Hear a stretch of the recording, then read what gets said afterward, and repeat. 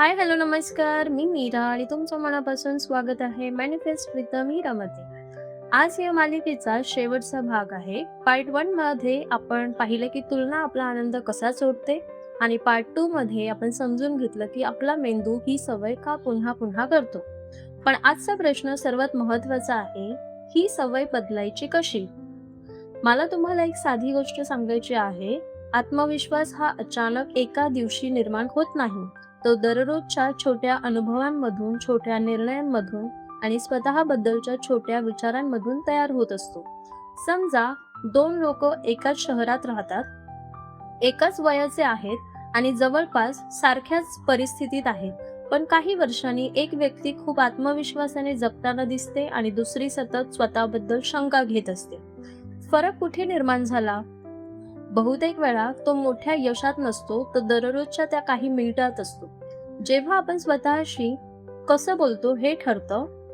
आज मी तुम्हाला अशीच एक 10 मिनिटांची सवय सांगणार आहे. या सवयीची सुरुवात होते स्वतःकडे प्रामाणिकपणे पाहण्यापासून. दररोज फक्त 10 मिनिटं स्वतःसाठी ठेवा. पहिली 3 मिनिटं शांत बसा आणि स्वतःला विचारा, आज मी कोणती एक गोष्ट चांगली केली?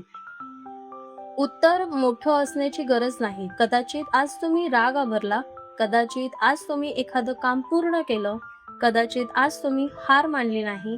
हेही महत्त्वाचं आहे. पुढची 3 मिनिटं स्वतःला विचारा, आज मी कोणत्या गोष्टीत कालपेक्षा थोडा चांगला झालो? लक्षात ठेवा, आयुष्य ही शर्यत नाही. प्रत्येकाचा वेग वेगळा असतो. काही लोकांना एखादं ध्येय 2 वर्षात मिळतं, तर काहींना 10 वर्ष लागतात.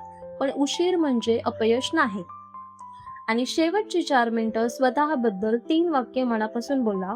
मी पुरेसा आहे, मी माझ्या प्रवासाचा आदर करतो, मी दररोज थोडा थोडा पुढे जात आहे.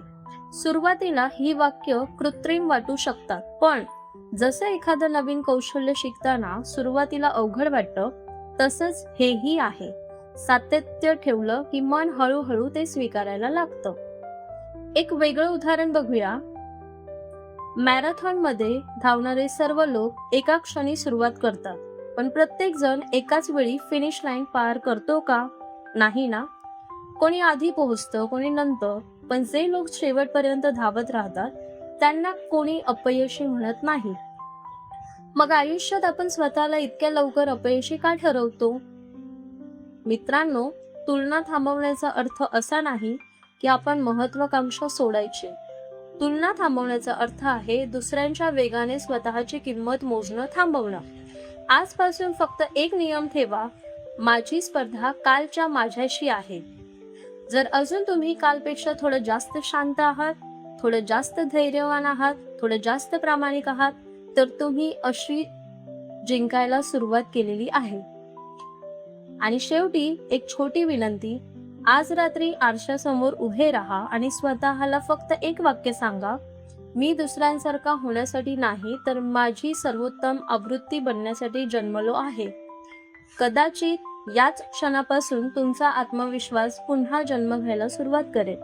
जर ही 3 भागांची मालिका तुमच्या मनाला स्पर्श करून गेली असेल, तर कॉमेंटमध्ये नक्की लिहा, आजपासून माझी तुलना फक्त कालच्या माझ्याशी.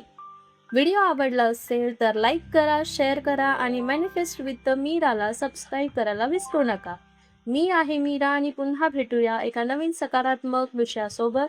तोपर्यंत स्वतःवर विश्वास ठेवा, स्वतःवर प्रेम करा आणि मनापासून मॅनिफेस्ट करा. मनापासून धन्यवाद.